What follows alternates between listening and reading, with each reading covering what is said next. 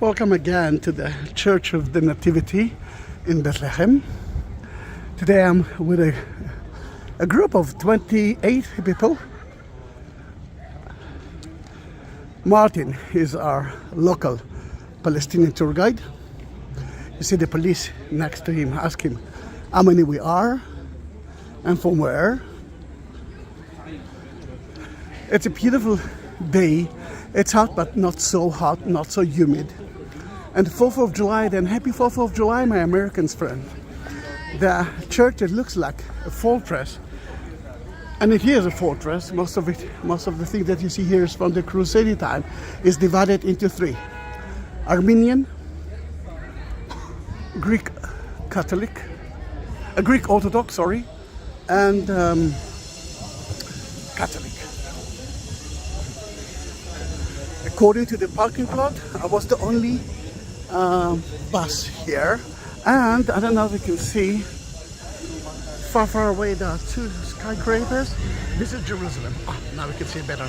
This is Jerusalem. Then we are very close to Jerusalem. There are three main doors that tells you the story of the church.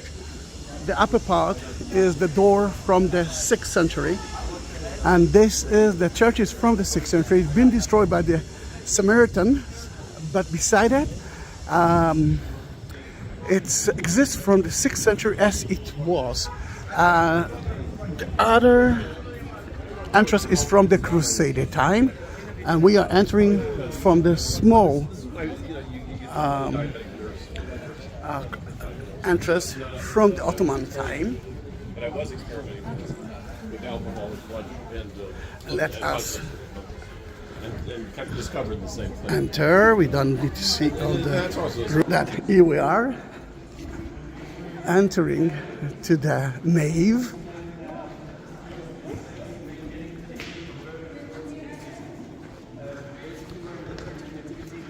Church in the Holy Land that was built for the first time in 325 AD by the time of Queen Helena, the mother of Emperor Constantine, when she built up the first rectangular church that was surrounded the cave of birth.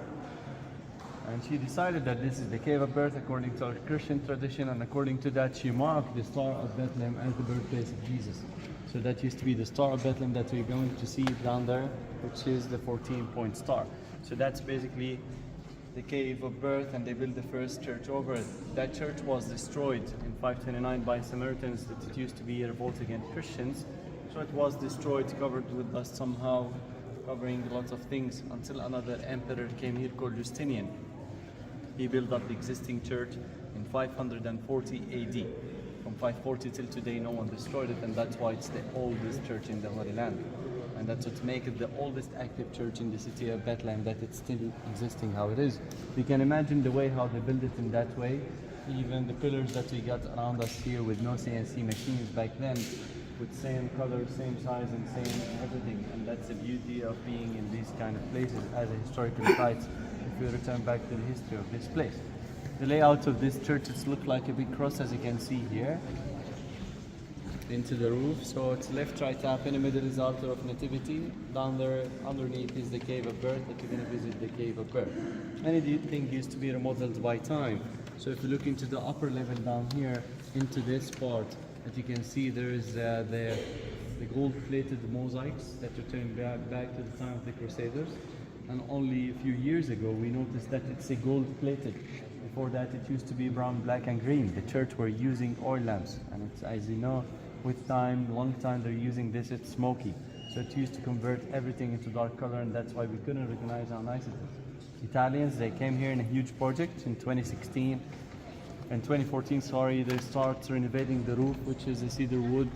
That's a donation from King Edward IV, continuing down to the mosaics, the pillars, and they recover the paints over the pillars. As you can see, we have 44 Corinthian pillars, 20 of them got iconic paints by the time of the Crusaders as well, that it's well recovered. So if you Google some old photos, you're going to see that this church, the pillars used to be almost into brown black, and then into the upper level. Or the ancient videos that we took together. Yeah, there's a lot of these videos that shows the old one, how it used to be. Like, it's not that appears dark. We couldn't see the beauty of this church. Even the gold-plated things is not that shiny, and that's according to what we have in here. Before we get down to the cave, I'd like to show you part of the original mosaics that return back to 325, which is in here. So this is the original mosaics that are turning back to 325 by the time of Queen Helena. So how we get to know that this is from that time? Because I'm telling you this, right? That's right. But it is. Yes, it is. So there's some signs according to the color and the design. As you can see, there's crosses around here, and that's part of how it used to be legal to put these kind of things. It was very common to have crosses and signs into the floor, but after Saint Theodosius II, he made it forbidden to put these kind of holy signs into the floor because we're gonna step and walk over it. So that's according to this part in here. So that's according to the old mosaics that you can see it over here. We can go down to see the original, the cave of birth. So I'd like to show you the cave of birth, and then we're going to continue from the other side. True. Then we are leaving now the Greek Orthodox nave, heading to the grotto to see where Jesus was born. Again, Martin is amazing. I think you can understand it. And if you want to have a Palestinian tour guide, he is the one. And there's excellent tour guides, but he's very good.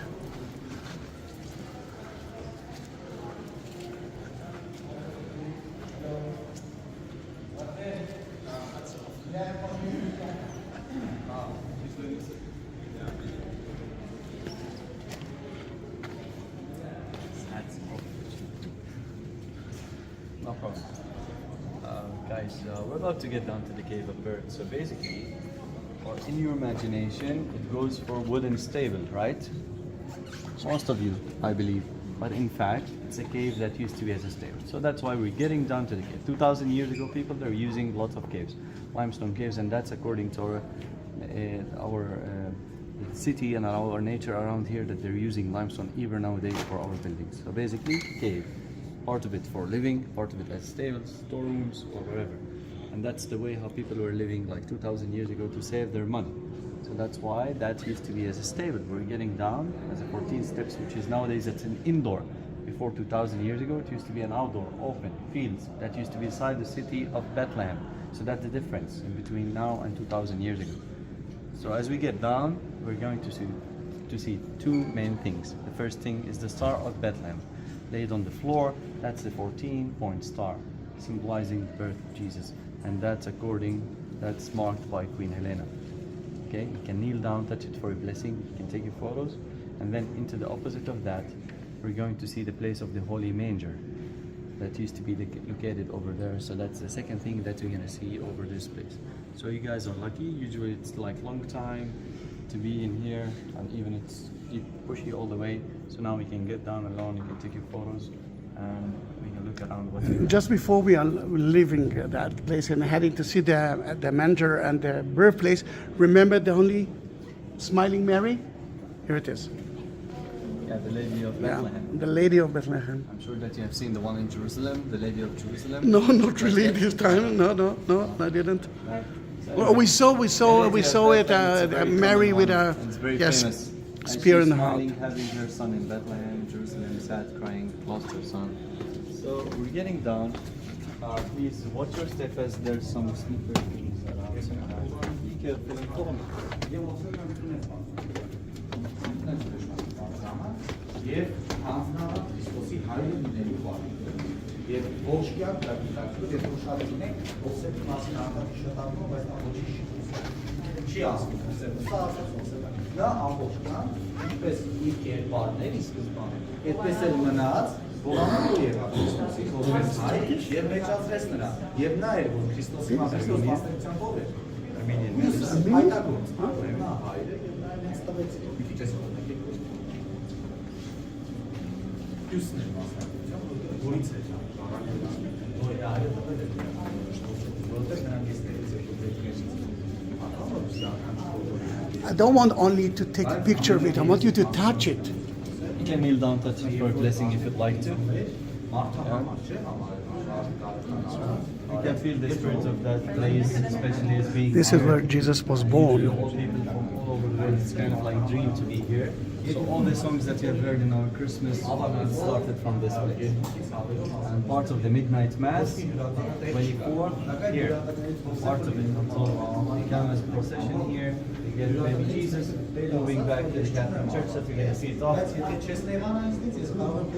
you can kneel down, touch it for blessing. Be sure that you have seen down there is the manger, place where Jesus lived in Bethlehem. That's a manger.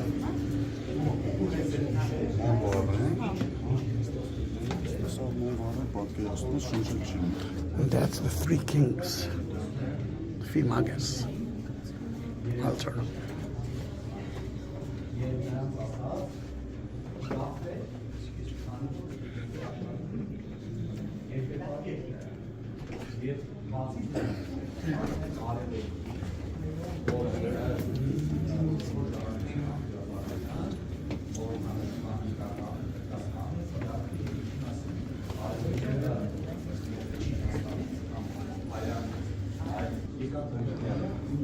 Then we enter through the Greek Orthodox part, and we are leaving the grotto from the Armenian part.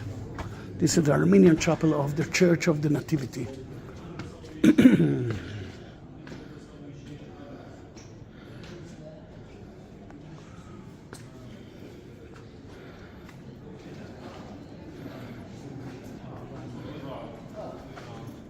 You got a video? No, I sent it to you. you sent it, but I didn't find it. No, I sent it at the beginning. I sent you by a mistake. So here is a Catholic, Orthodox. This is he will explain you. This is the Armenian chapel. Been here yesterday, so you have to explain. Yeah, he knows everything. Who's gonna pay me? You or him? And this is the Greek Orthodox. I must tell you something. That man is doing it for the second time. Yesterday, he didn't enter to the grotto. It was closed. Then who is lucky? We are. You're lucky.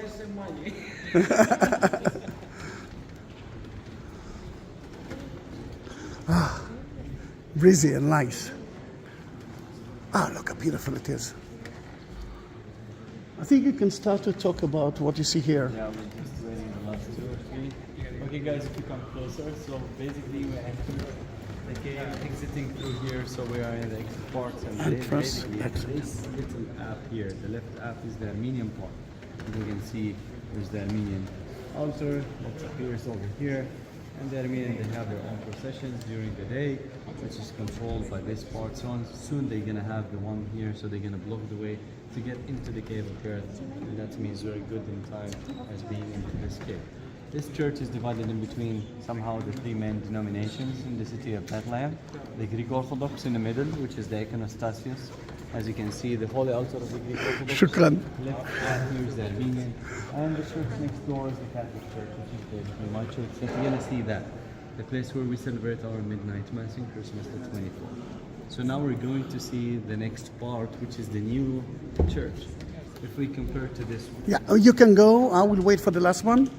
All right. Then let's continue, please.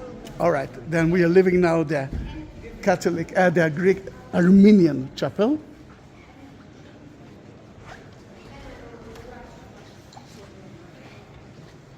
And going straight to the Catholic part, which last video that I took was closed. We will be there later on.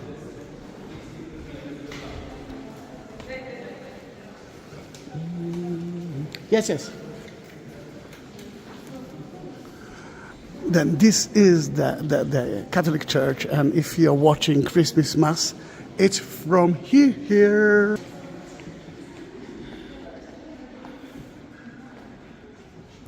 Well, I'm not sure that I took a video of it, then I will show it to you again. This is the Catholic Church of Santa Caterina, and this is the such an important place because you know it if you are watching the Christmas Mass on your TV live. This is from that church. I mean, it's from here, And until we are going to show you the other side of the grotto, the Catholic part, if you want to subscribe my channel, I will be more than happy. Then please do that. If you want to support me, support that channel, I will be happy too. Then at the description you will find Buy Me a Coffee link or PayPal, and you can do it through there. And if you won't find it, send me a message and I will send you the link for it. Thank you for that.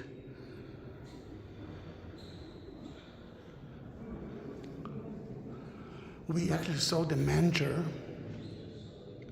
at the grotto, but it's not the original one. The original one was taken to Rome, and Santa Maria Maggiore Church, beautiful place, but they brought us a piece of it, and it's right there, piece of the original manger. And now when we know it, let's walk down. Look out there, look at the organ. To the grotto, which is the other side of the Greek Orthodox grotto that we saw. This is the second part. They actually cut it into two pieces.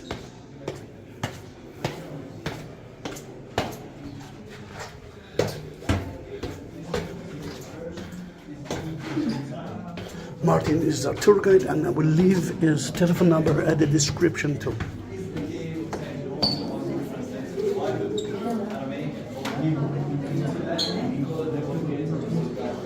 A little bit noisy, but you can see the innocent children tombs here and there.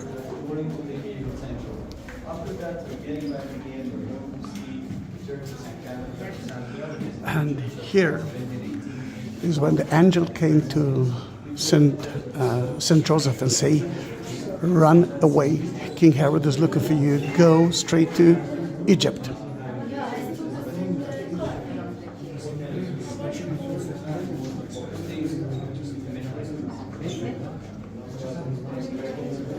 Oh, it's crowded here.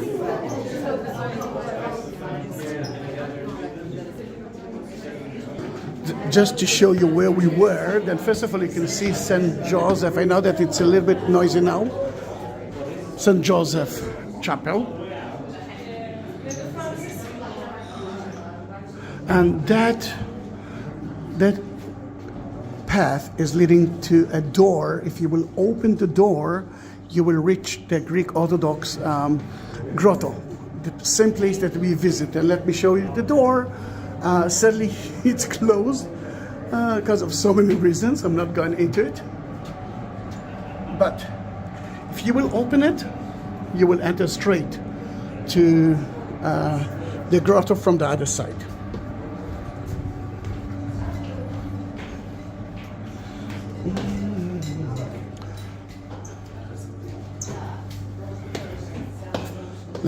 Let me show you where Saint Jerome, the one who wrote the Vulgata, the one who translated the Bible. Then it's right there, too crowded for me. But that is where he translated the Bible. His tomb was here, but it's empty now. They took him with them to, as I believe, Rome. And those are the two nuns who built here a nunnery and forced St. Jerome to translate the Bible, the Vulgata, the one that we know.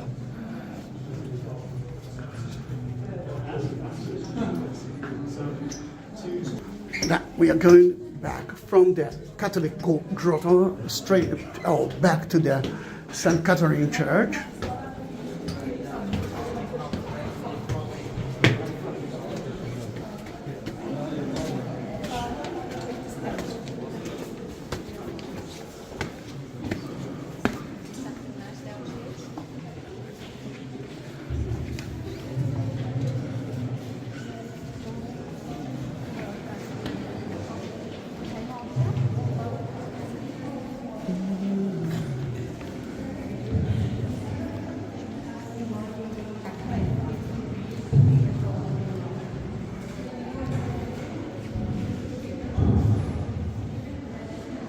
Now let's go outside St. Catherine Church. This time, both grottos were open for us. I'm happy because in the last videos it wasn't like that. And look how beautiful is that square.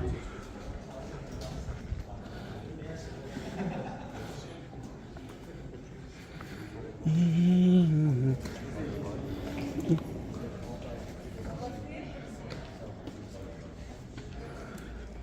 can see the facade of the church. And then from St. Jerome Yard Square, outside Santa Caterina Church, we are heading to see St. George. Guys, my family, let's stop here. Now we can see how it looks like without the hat. Shiny. Shiny.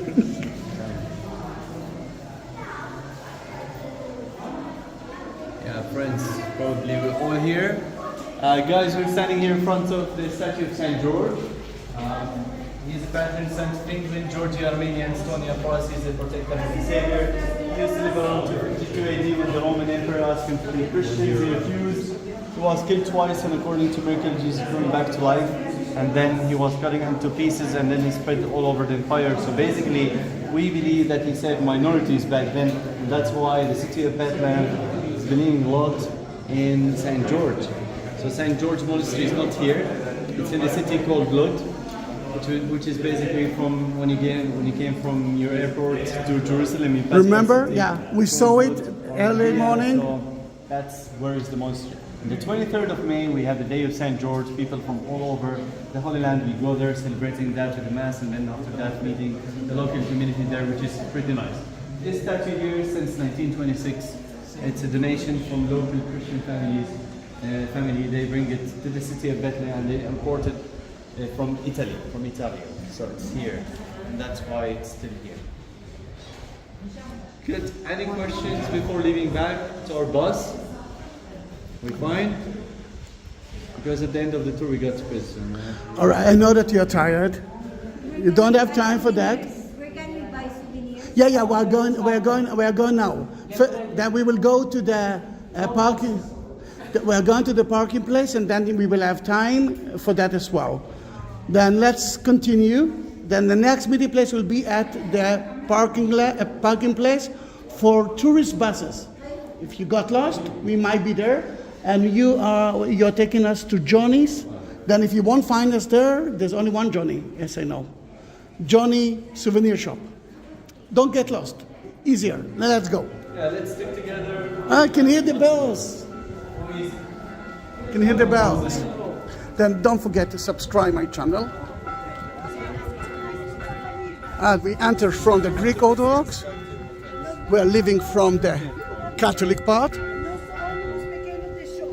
Vamos subir todos no ônibus. 5 pessoas vão ficar paradas, mas And I must say thank you, Martin, for guiding us here.